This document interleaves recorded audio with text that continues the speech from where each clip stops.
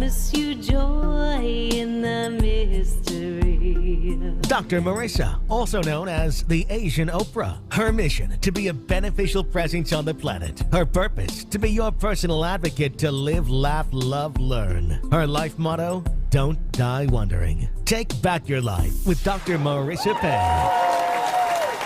And welcome.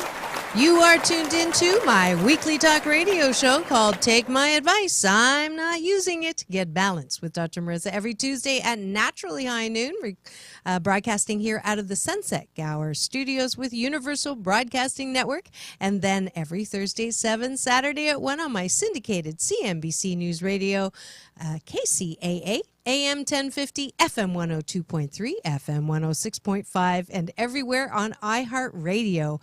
And I'm here to splatter you with more hope and happiness. So there's no gossip, no scandal, no K-words at all, no Kardashian talk, because I want you to focus on your own reality show and how you can be happy 88% of the time. And so if you've missed any of my past shows for this last, it's been over 5 years now. I've been on the air. Unbelievable. It seems like yesterday. So if you've missed any of the shows from Muhammad Ali's daughter, Layla Ali, to Marianne from Gilligan's Island, to Marianne Williamson, to Dr. John Gray, Men Are From Mars, Women Are From Venus. I've had a whole host. They call my show a cross between NPR, Entertainment Tonight, and Hey How's Spirituality. So if you're interested in any of those topics, make sure you go back, go to iTunes, go to YouTube, and thanks to my listeners, my views in the last 2 years since we put cameras in the studio are now over 92,000 views. So thank you so much for listening. But that is because hope and happiness are definitely trending. And I'm really happy to say that the other reason why I think this show's doing so well is because I want to balance out all of the negative news out there. And you just have to turn your TV on, turn your radio on the way to work. It is one thing after another, the worst in people. If it bleeds, it leads. There's always seems to be bad news. There's always something wrong with our world, wrong with people. So I've made it my absolute job to balance out all of that negative news with people and topics that talk about what's right with you and what's right with the world. And today's guest is a special example of that. We have in studio today Dr. AJ, and it's actually Dr. John, but we'll print. But he's known as AJ. I've only known him as AJ, was inspired to volunteer in a soup kitchen after a conversation with Tony Robbins, who had shared with him the correlation between food and self-worth. In particular, how the impact of hunger on humanity, especially children, was devastating on more than just a physical level. That experience led AJ ultimately to the creation of Feed a Billion, which advocates for the hungry and displaced around the globe. Dr. Ambuj John, I was close, founded Feed a Billion in May of 2016 and promises to serve 1 billion meals by November 20th, 2020. Please welcome to the studio, Dr. AJ.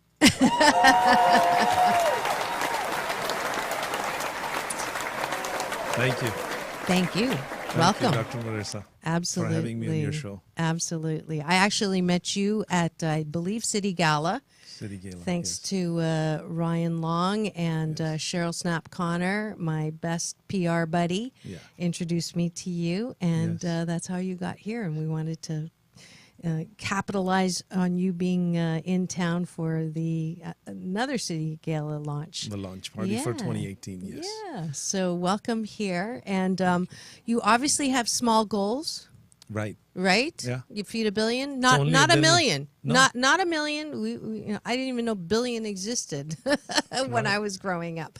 So Tony Robbins struck a chord. Let's go back because did you grow up thinking you were going to do this? Let's go back and talk about how you grew up. So how we figure out how we got to these lofty goals. That'll be good. Good.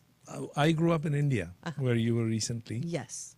And I grew up in a very small town in India.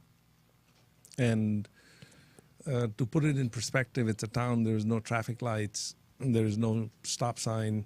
And yet, when I was growing up, there were about 250,000, 300,000 people. For India, that's a small town, because there's 1.3 billion people in India. And we grew up in abundance. We were not wealthy, but there is so much poverty in India. We had abundance in our family. There was a lot of love, and we gathered as a family around food. There was a lot of conversation around food. Many times we will just have one plate. It's called a thali, and there will be a lot of vegetables and lentil and bread and rice and things like that. And my sisters and I will eat together. And how many sisters? There are 3 sisters and a brother. And you were number? I'm number 4. 4 out of 5. Yeah. Okay. And one sister, younger one, she's also in the States. Okay. And the rest of my family is in India.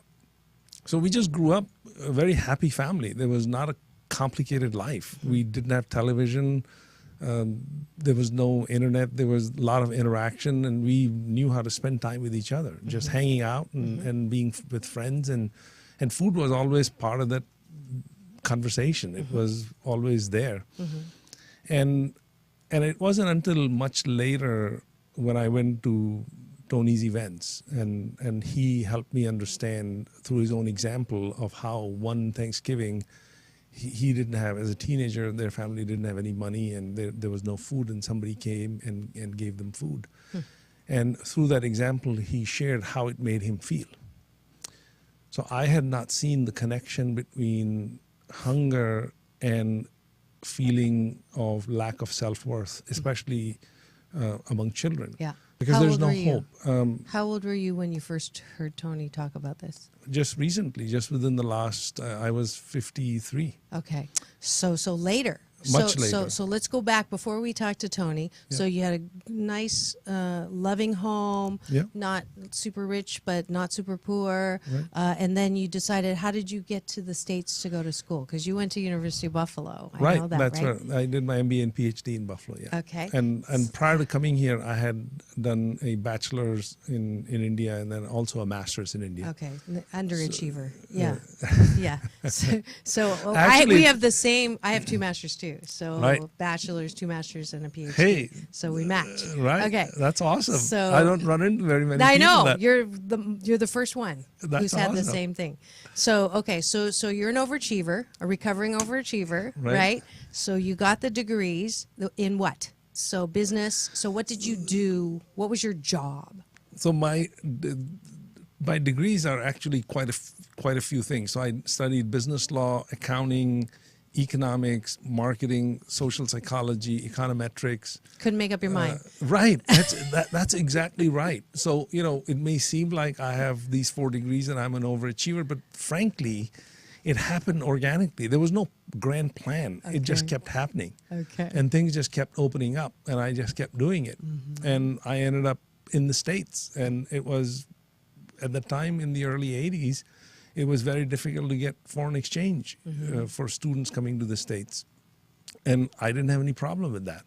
And my visa for coming to the States, it just happened, and my passport was done in a very miraculous way in a day. And really, when you put it all together, it was just a guided life. And then when I came to the States, I saw life here.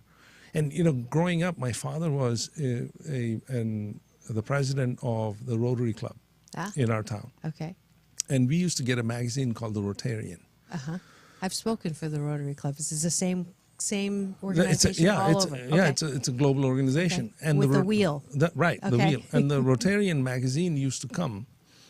And I remember when I was a kid, I will sit and look at the magazine. It was glossy paper. And there were these ads in the back and about you could order this, that, and the other. I don't remember all those things, but they were just the coolest things. And I could never order it because the conversion rate, the things were very expensive in converting into the Indian currency, and I had no money. But I was just fascinated So consumerism got you.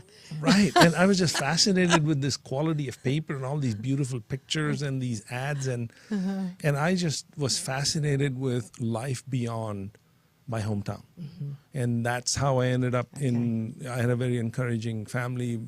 You know, my father is very well known in our community, very well respected businessman. Is he still around? Yeah, Yeah. he is 87. Wow. And he's still around, very healthy. What does he think about all this? He is very proud of it. In fact, Wonderful. I guessed that.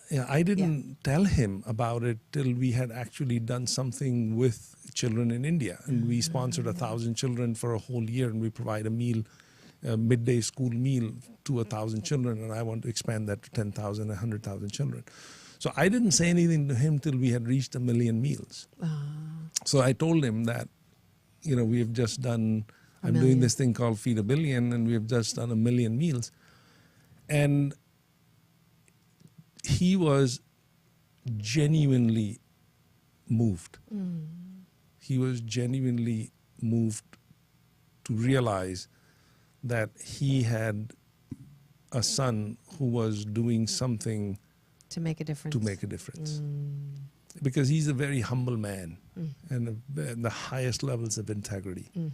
And he has lived his entire life like that. That's And, beautiful. And he was just very moved by what we are doing and what we have been able to do and where we are going with this. That's fantastic. So That's fantastic. so the Tony thing came about because, so I have always pushed and tried to be more, learn more, give more. It's always been my desire to do that. Partly it was because when I was growing up in the community where we were growing up, the neighborhood boys, they picked on me, and I was Why? bullied. Well, they had a nickname for me.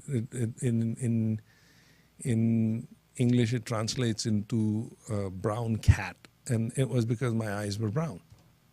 And what I had color usually are black, right? And my skin was lighter color, and I didn't really interact with them very much. So I think they what you are afraid of, you make fun of. right. So and what that did for me was, many years later, I learned that instead of being angry at them, I actually became grateful to them because they propelled me to do so much more and do better in school so that I could get out of there. Right.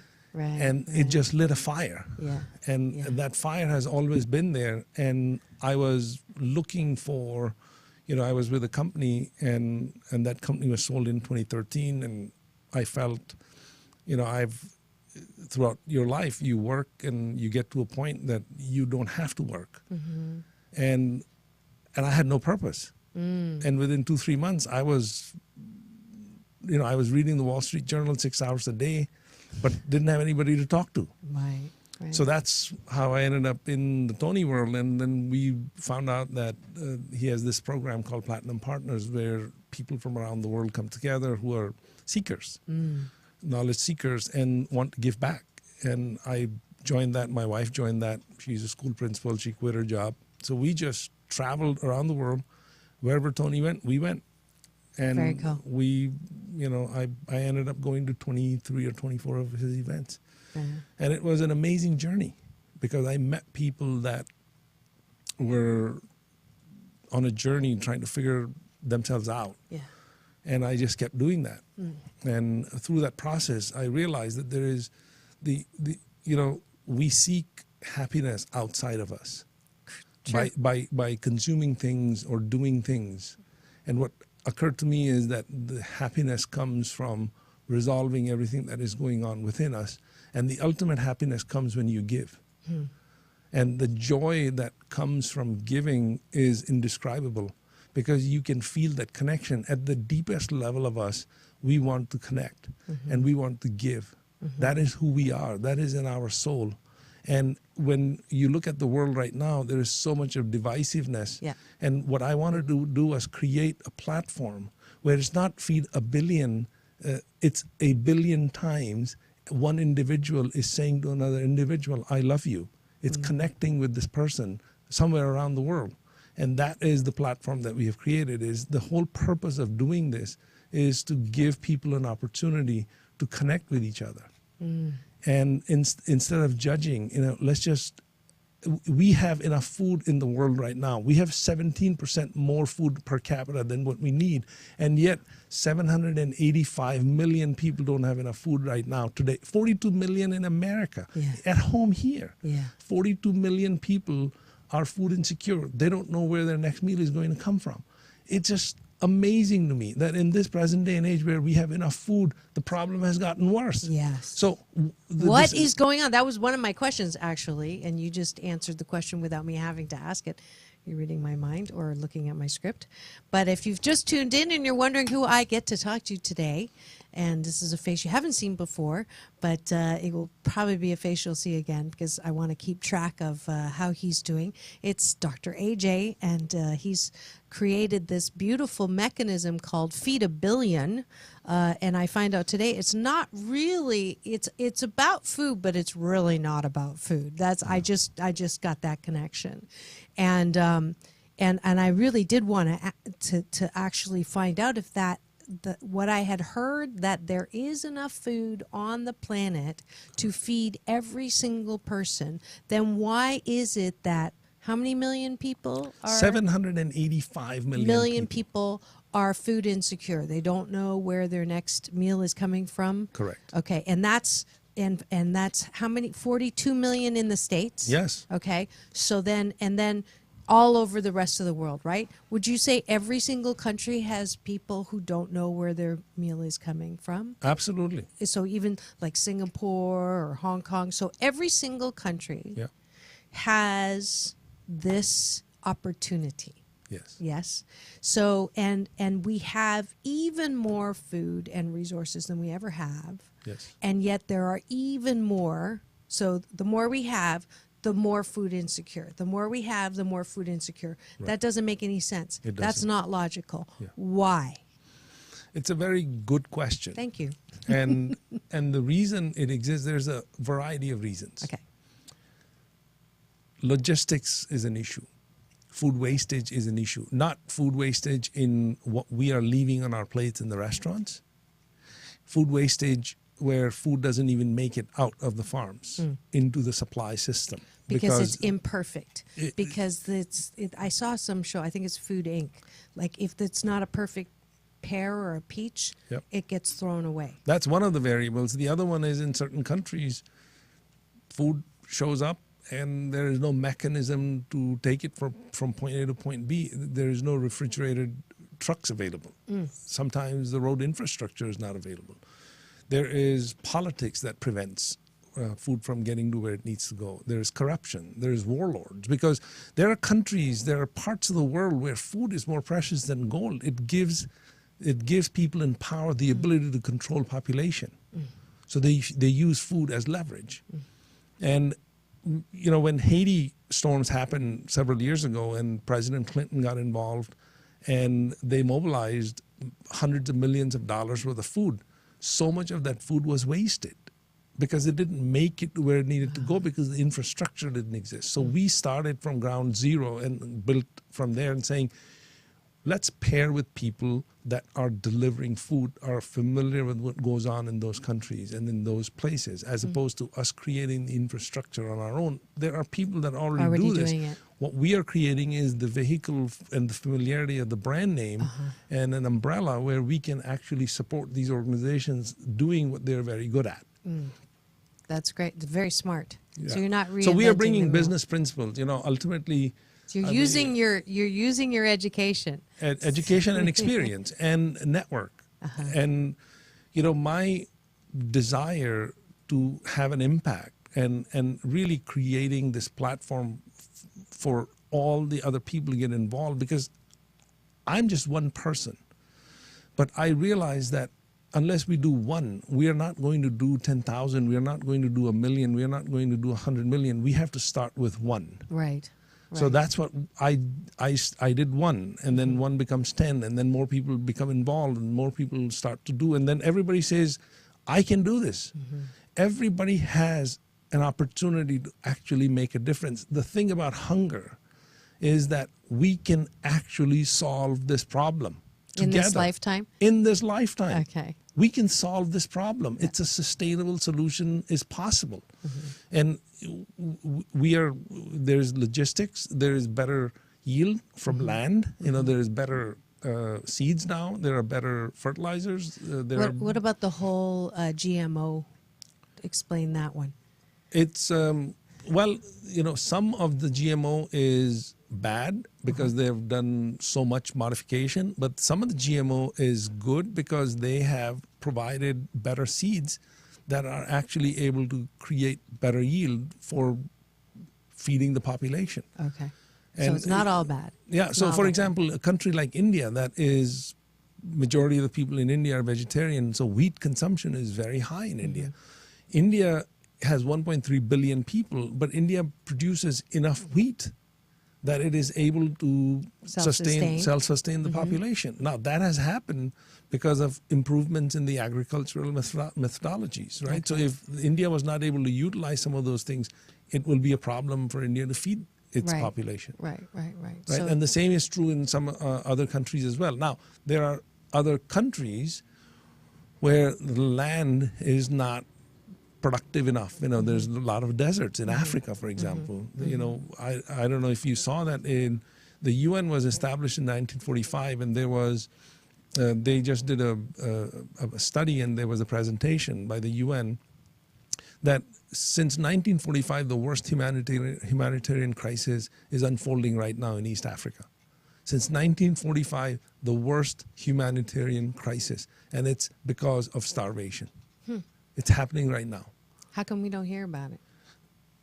Because, as you said, what sells, what bleeds is what leads. Yeah. And you don't hear about it because it doesn't make it in the mainstream media as much as it should. Okay, so we're hearing about it now. Yeah. So there's a starvation crisis going on in East Africa that we didn't know about. That I didn't know about it until now. So this is where I always, willingness without action is a fantasy.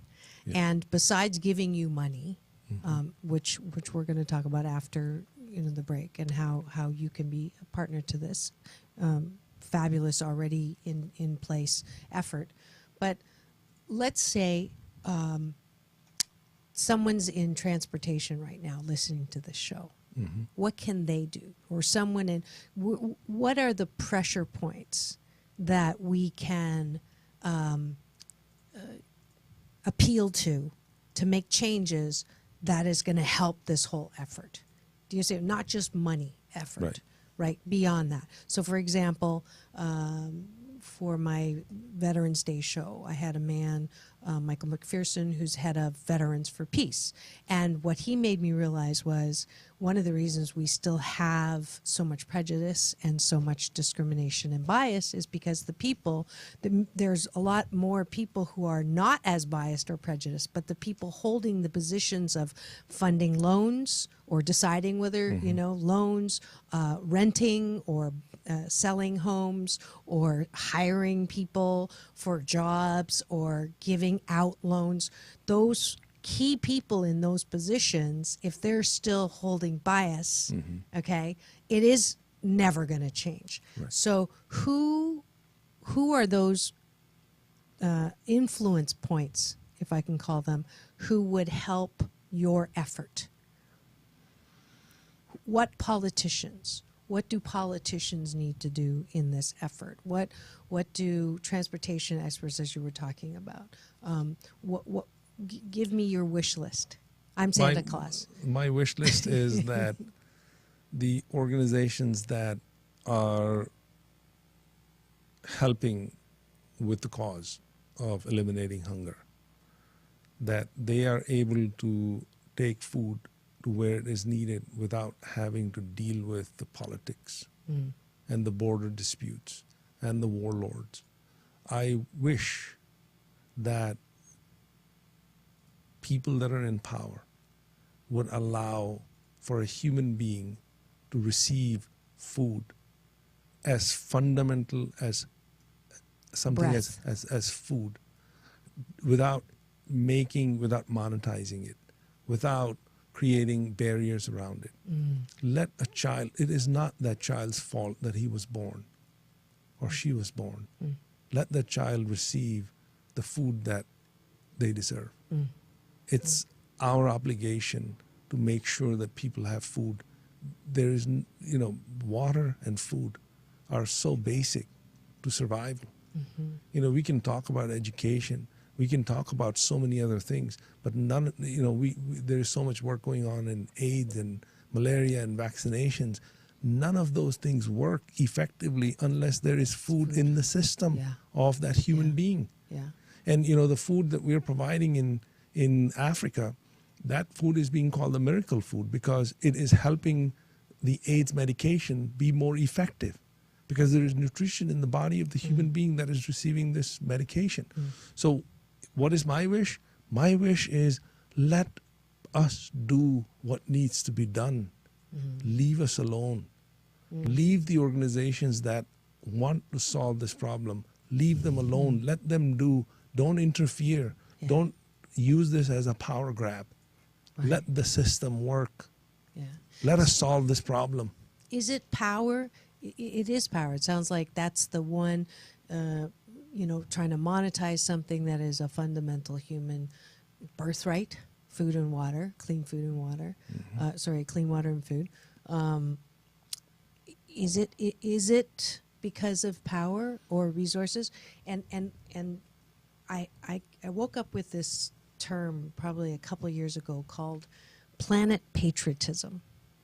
And until we get to a place where it's not so important that my country is better than yours, that we are all on the same planet, and that every person on the planet is just as important as another, regardless of what country they come from, that to me will begin to break this down. Yes. Yes. Yes. So because you are talking about border wars, you are talking about nationalism, right?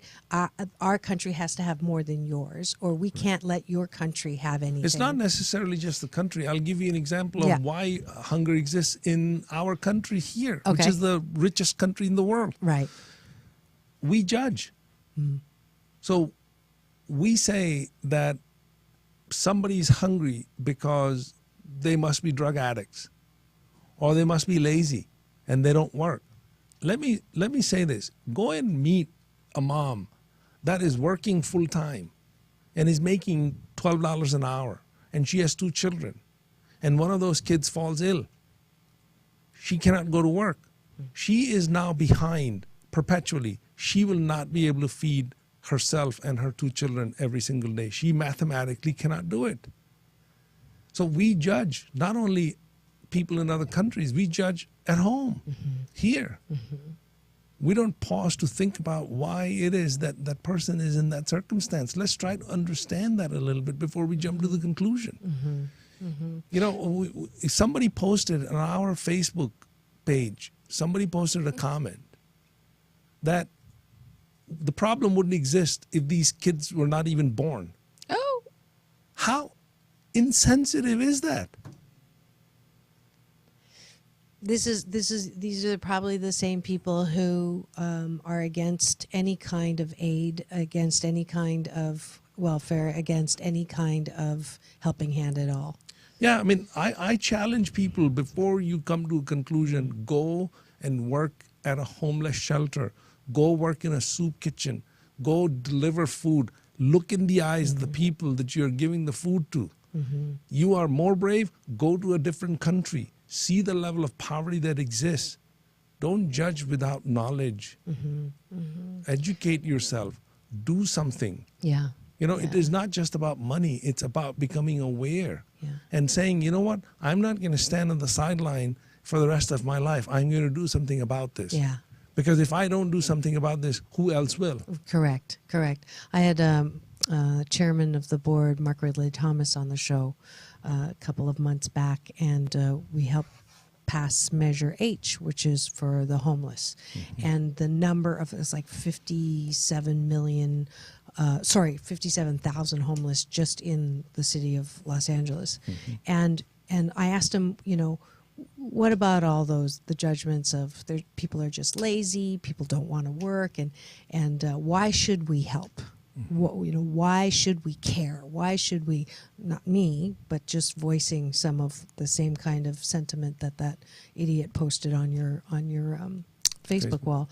So he looked at me and he says, it's about human dignity for everyone. Yes. And I was like, that settled in my mind once and for all why this is an important thing for me to address and for me to highlight, because it is all of our responsibilities. It's not, but you pointed out at the beginning of the show, it's not even a responsibility. It's a gift. Yes. Right? You've never, I'm putting words in your mouth, but I'm watching you talk and watching you describe what you get to do. Have you had more joy in your life since 53 and doing all this work than you did doing what you were supposed to do? Yes. Go to school, get a degree, get a job, bring home the bacon to your family, or no bacon, depending for you, no bacon. No bacon.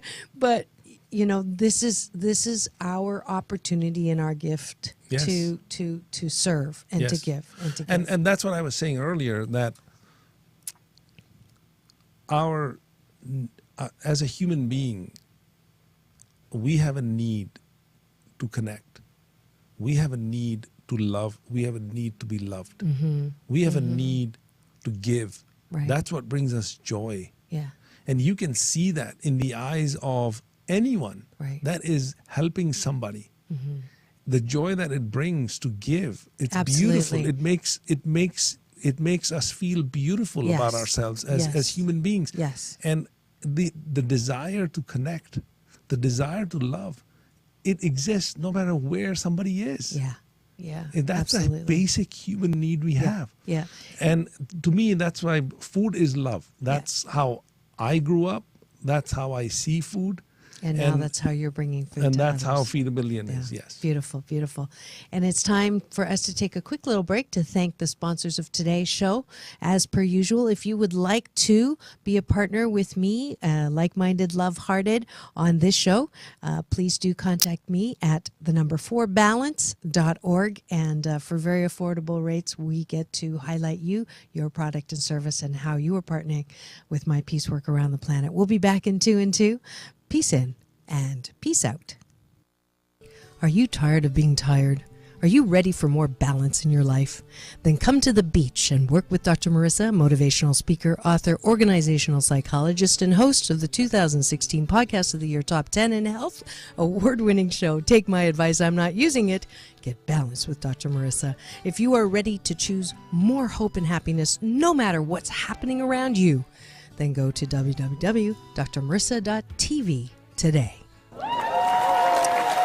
And welcome back. You are tuned into my weekly talk radio show called Take My Advice, I'm Not Using It. Get balanced with Dr. Marissa every Tuesday at naturally high noon out of the Sunset Gower Studios in Hollywood, California with Universal Broadcasting Network. And then every Thursday at 7, Saturday at 1 on my syndicated CNBC News Radio channel KCAA AM 1050, FM 102.3 and FM 106.5, and also syndicated everywhere that iHeartRadio is, so check your local listings. And today I am blessed to have with me Dr. AJ, who has decided that he would like to take on the small goal of feeding 1 billion meals by May 20th, 2020. November 20th, 2020. And before I ask you the significance of that particular date, I would like just to highlight a couple of things that you said earlier about how beautiful that feeling of giving is. Thanks to Dr. AJ, I had told him that I was going to India, his homeland, because I was being awarded and asked to speak at the Women's Economic Forum, and I got the Iconic Woman of the Year Award 2017, Creating a Better Future for All, thanks to Dr. Aurora Harbin and Dr. Afrat Feniger. And so I got to go, and I emailed him and said, while I'm there, because I'm a recovering overachiever, is there anybody else that I could talk to? Any companies needing advice that I don't use? And he hooked me up with his university mates. Just lovely, lovely family. Just absolutely love them. And she actually is the high level at MasterCard. So she got me to go in and give a little speech, a little talk there at MasterCard. But the highlight of that trip was she was also a part of the Literacy India, an NGO organization, and Jarvis is putting some shots up of the highlight of my India trip. More important than me getting the award, more important than me going to see the Taj Mahal. This was such a moving experience to be with a couple hundred kids. Being able to look every single one of them in the eyes and tell them that they are loved, loving, and lovable, that they are wrapped in a warm blanket of worthiness, and that they can accomplish anything that their heart and mind sets to. And that was the same message I got when I was in grade 10. And so that's part of my work, is to do that around the globe. And thank you, Sukriya. Oh, you're for making that happen. you're welcome. Yeah, to your friends. It was such a pleasure to do that. Yes, it was. The Thank you. Nisra, and it was absolutely wonderful. And so that giving feeling, and that's what we're talking about, how to Yes. do that. So why November 20th, 2020? I had a vision that we were doing this celebration, and I can visualize that whole experience. There's 1,000 people. It's round tables. There's at every table there's a child. Every table there's a senior person. There are celebrities there. There's this dinner being held on November 2020. And I sat with it and I said, "What is it?" And I could see that it was the celebration of a distribution of 1 billion meals. The interesting thing is that I had the vision, but I did nothing with it. Because I was scared. I was scared of failing. I was scared of being judged. I was scared of what will people think. And all those conversations went on in my head. So for about 12, 13 months, I didn't do anything. And then I was at an event that Tony was doing, and he called on me relating to something else. And as part of that conversation, I ended up sharing with him this vision I had. And I said to him that, you're so passionate about doing food and you want to do 1 billion meals, and we can do 1 billion meals together, and let's do it. And he said, "I'm in, let's do it." So it was just very serendipitous how it happened. Yeah. So November Your whole 20, life. Your whole life. it's really flow. People talk about flow. Yeah. Yeah. My totally. experience is that every time I have figured out that I am not in control and I have let things happen, Magic happens. they have happened much better than I could have ever orchestrated. Yeah. Yeah. My life too. And I that's know what is exactly. happening with Feed a Billion. Yeah. I have no idea how we are going to do 1 billion meals, but I know for sure that we are going to do 1 billion meals because it's already happened. Yeah. Well, you've already hit 1 million. We are at 1.5 million. 1.5 million. Yeah. How many millions in a billion? 100? 1,000. 1,000? Yeah. Okay. So we have a long way to go. We got a little work to do. Yeah. Little work Now, to do. there's one thing that I wanted to mention that Yes. we have done differently because we are from business background. And for clarification, we make no money in this. I'm not doing this Feed a Billion for money. Nobody that is involved in it is doing it for money. This is purely because we want to have an impact.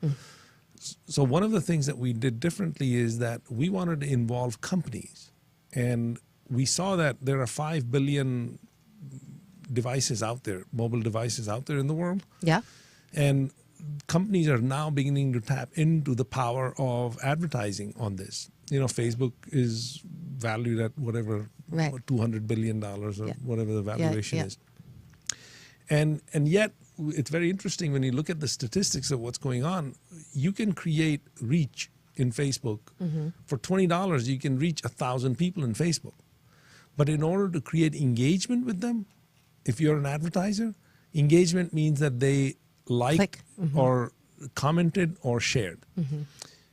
It will cost you, out of the 1,000, the statistics are that you will get engagement with about 5.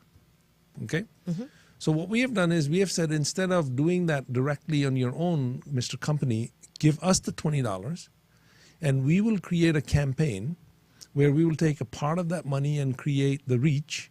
It won't be 1,000 because we don't need 1,000, but for every share, 5 meals are provided. That for every share, 10 meals are provided, and for every like, 5 meals are provided. So we are taking a part of the money that you're giving us, and we are converting that into meals. So now you as a brand have the ability to affiliate with a cause and create a stickiness, a longer term engagement relationship with the customer, especially the millennials who are 80 million people, and they're very cause driven. Right. So we have created a platform that completely integrates with Facebook. So instead of asking companies donate money, we are saying you're already investing in social media advertising. Yeah. Give us a chance. Yeah. And I'm in. And what we are finding is that in some of the experiments that we have done, we are able to produce 500, 600% better engagement than they're able to do on their own. So it's a win-win-win for everybody. Yeah. We get meals. The companies get better customer engagement. The customer feels good about themselves. Yes. And Facebook is also getting some advertising dollars. Perfect. So how do they sign up? How do we sign up? I'm going to do that. So it's very easy. Yeah. You can go to feedabillion.org. Okay. And you can contact us, or you can go to Feed a Billion on Facebook, and you can contact us through there. Perfect. Yeah. You have your walking orders, your loving orders to go to feedabillion.org. Do something that is probably good for your business. Well, I know it's good for your business anyways. I know that I have a lot of likes and all that, but, the conversion into I need some help with that. So this is perfect. Yeah. And feedabillion.org. Dr. AJ will personally reach out to you. Is the Asian Oprah giveaway, I forgot to ask you about that before the show, a T-shirt? Yeah. Do you get a T-shirt when you do this with the... If we can give T-shirts to, I'm making this up right now, but, we can give T-shirts away to a company that is sponsoring us. Yeah. And becoming a partner with us. Perfect. And we will send them a T-shirt, and we'll get the size, and we'll ship it to you because you support us. Yes.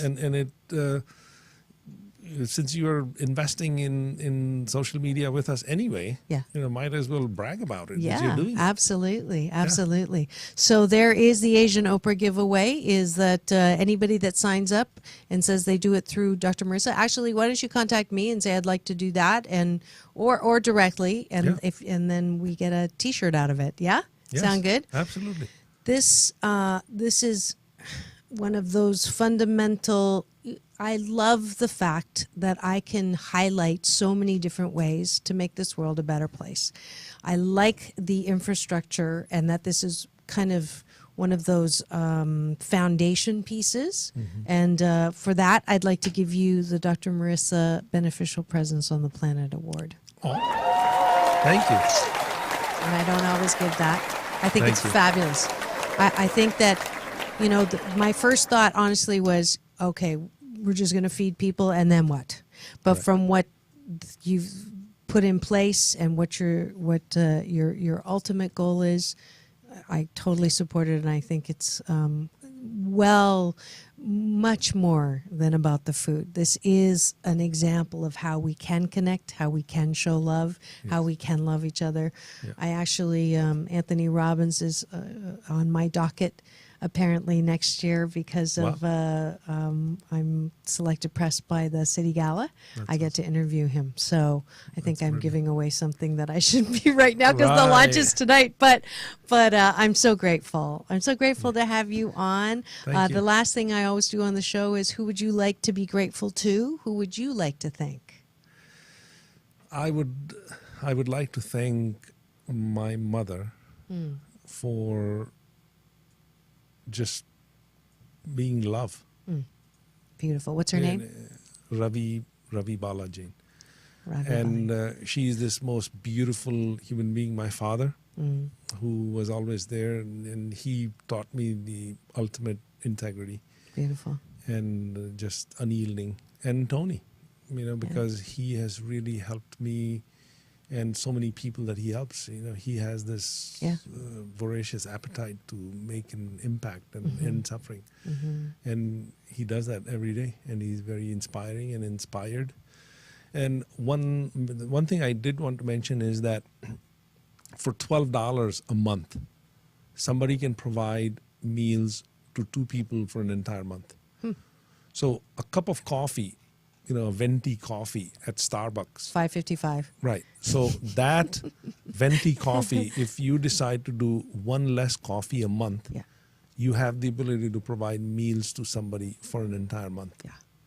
And it's a trade-off that I'm willing to make every single day. Beautiful. Right. Yeah, and I'm sure my listeners are too. So feedabillion.org. The sooner we do that, the sooner we hit the billion. We can be all part of that beautiful vision that Dr. AJ had of all sitting together and sharing love. And that is, thank you for coming on. Thank you. All right, that is fabulous. Love, love, love. We are at the end of the show. Time for my balance bar, where I ask you to step up and find out how you can get more balance in your life. And let's see, we've got actually right now I am keynoting as new faculty at the CEO Space International in Florida. So if you are interested in becoming part of that, it's like I'd say a mastermind on steroids. I know that it's been very helpful for me in my entrepreneurial activities, as well as connecting, as well as supporting, as well as learning and teaching. To join that, so go to welcome.ceospaceinternational.com/Dr. Marissa to sign up there. As well, my annual, or actually quarterly, Balance on the Beach, July 15th is my next one. And I will also tell you that you have to join my 21-day fast from complaining with Dr. Marissa. It is the best life habit I have, that for the least cost, 99 cents will get you the app. And if you do not complain for 21 consecutive days in a row, I promise you will feel better, and everybody around you will definitely feel better. So if you haven't already joined, please do. And next week, it is the second week of the month, so it will be Dr. Marissa, the kinder, gentler Dr. Laura, in action, giving you the advice that I don't use. So if you'd like to get in on a free balance session, please do contact my call-in producer, Jarvis Essex, by emailing him at jestix13@aol.com, and he will get you to a point where you don't have to wait in line. That's why it's Dr. Kinder, gentler Dr. Laura, and you can get your life tires balanced and your stinking thinking smog checked. So please do tune in for that, and every week for the show about hope and happiness. That's Take My Advice. I'm not using it. Get balanced with Dr. Marissa Pay. That's P for positive, EI. And remember, it's all about balance. Peace in and peace out.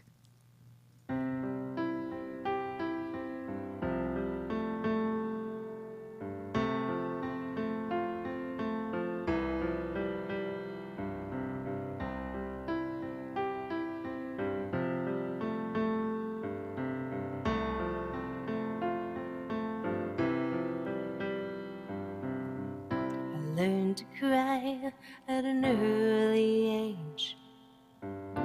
People around me, my heart in a cage. The other stations claim to be local. Yeah, right. KCA Radio, the only true local radio station on your radio dial.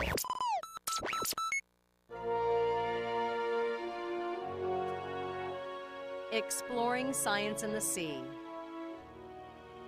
Some people keep their nose to the grindstone, their ear to the ground, or their eye on the ball. But the roseate spoonbill keeps its bill in the muck. The beautiful bird feeds by sticking its wide spoon-shaped bill into murky waters and sweeping it from side to side. The inside of the bill is lined with sensitive detectors that feel the vibrations of small fish, shrimp, insects, or other possible prey. When it feels one of these tasty morsels, the bird snaps its bill shut then uses the bill to separate the good bits from the mud and debris. Many of those morsels may account for the roseate spoonbill's most obvious feature, its beautiful plumage. Its body is covered in bright pink feathers, which get especially intense during mating season. That color probably comes from the bird's diet, which is rich in shrimp.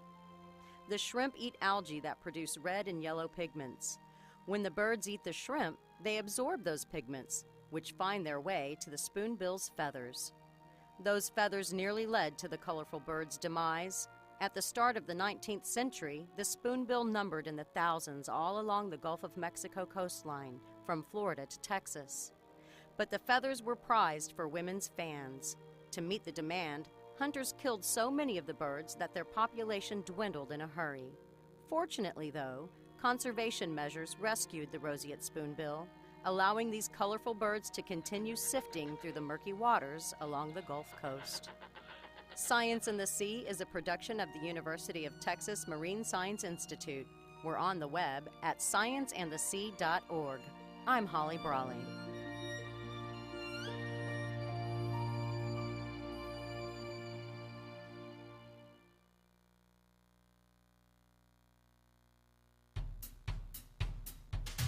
Tell weeds where to go with Chateau herbicide from Valent USA Corporation.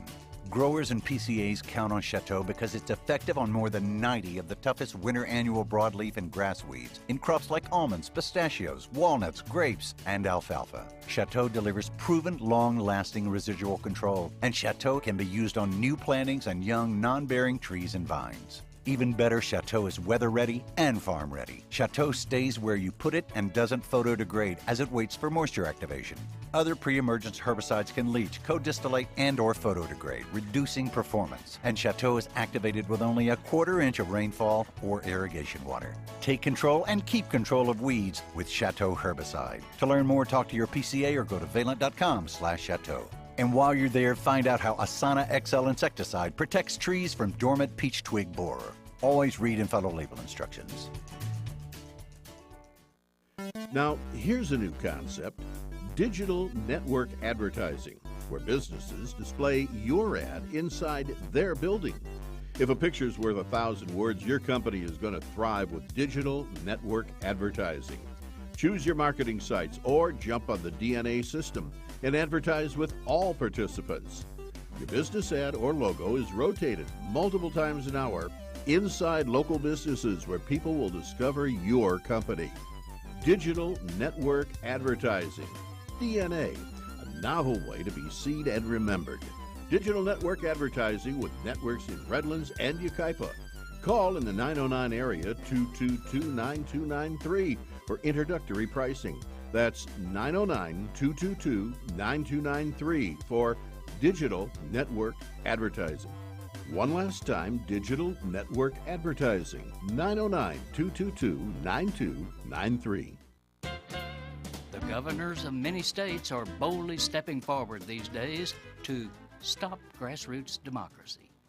Yes, noting that local citizens and officials have been passing local laws to govern themselves, a flock of right-wing governors are asserting an autocratic power called state preemption to overrule democratic decisions made by locals. Why do these governors hate democracy? Because their corporate funders don't like some of the laws local people support. So democracy must go. This is not a matter of a rogue governor here or there, but a coordinated effort by corporate interests to get governors to usurp local authority. The main coordinator of this power grab is ALEC, the American Legislative Exchange Council. For example, in 2014, when Fight for 15 and other activist groups began winning city campaigns for minimum wage hikes, ALEC responded by holding a corporate forum on how state officials can stop such local actions. ALEC circulated a model bill called the Living Wage Preemption Act, and sure enough, it's already been passed by nearly half of our states. Ohio was the latest. By a large margin, people in the Buckeye State favor raising the wage floor, and Cleveland enacted its own increase last year. But a small group of corporate profiteers howled in fury.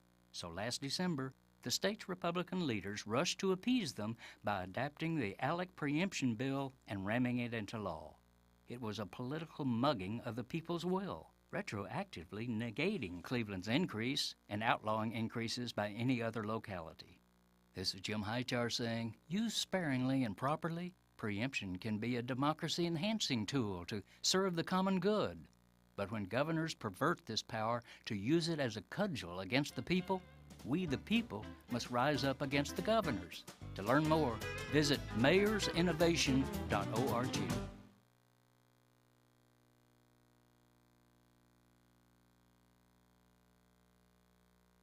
KCAA Loma Linda, 1050 AM, 106.5 FM, and now 102.3 FM. Go behind the wheel, under the hood, and beyond with Car Stuff from HowStuffWorks.com.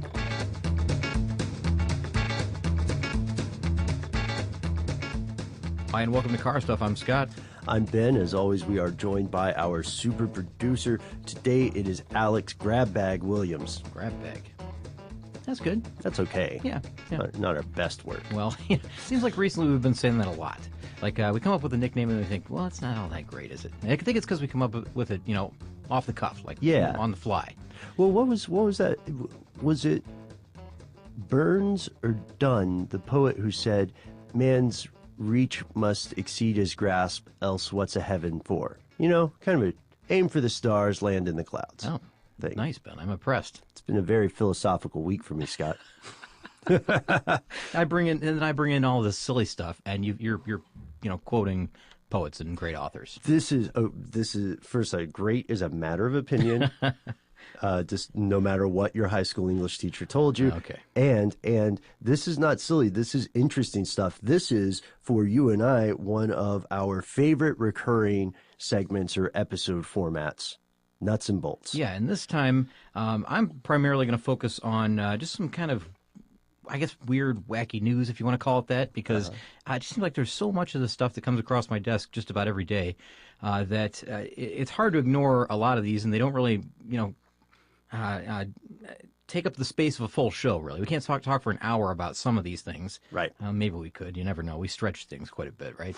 All our sidebars and everything. But, in this case, we're going to take maybe, 5 or 6 different things that I have, and you're going to, add some email flair to this whole thing, I guess, because we get a lot of email now as well, and have for the last 9 or 10 years. But this is one of those things where we just use to catch up on everything and maybe clear out the inbox a little bit. Yeah, and I have a couple of surprises for you, Scott, and hopefully they'll be surprising to our producer, Alex, and to you, ladies and gentlemen. So no spoilers, except for one of the things has nothing to do with automobiles. Oh. Nothing to do with transit.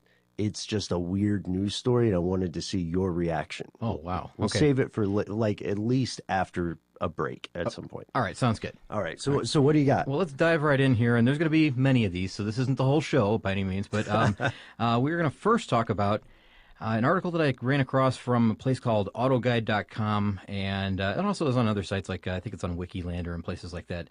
The 10 cars most likely to have been in an accident.